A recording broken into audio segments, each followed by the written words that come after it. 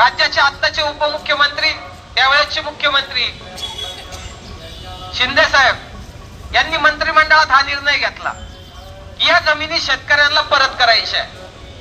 आता मंत्रिमंडळाने निर्णय भूधारकांच्या जमिनी आहे त्यांना त्या जमिनी मिळाल्या तर त्यांचं आयुष्य थोडं सुखकर होईल.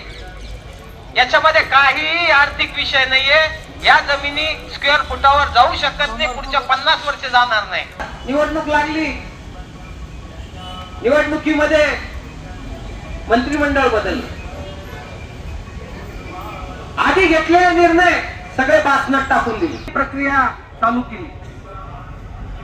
मला समजत नाही की एवढं कुठं गेंड्याच्या कातडीचं सरकार असू शकतं का की निकाल झाला उच्च न्यायालयाचा, मंत्रिमंडळाने निकाल, अरे बाबा ठीक आहे तुझे भाऊ नव्हते तिथं, तू आता त्यांना काही कोणत्या कारणाने विरोध करतो आम्हाला माहित नाही, आम्ही सामान्य शेतकरी आहोत, आम्हाला एवढं घाणेरडं राजकारण कळत नाही, आम्हाला चांगलं लागला पाहिजे, मार्गी लागला पाहिजे, आता याच्यात काही अडचण नाही.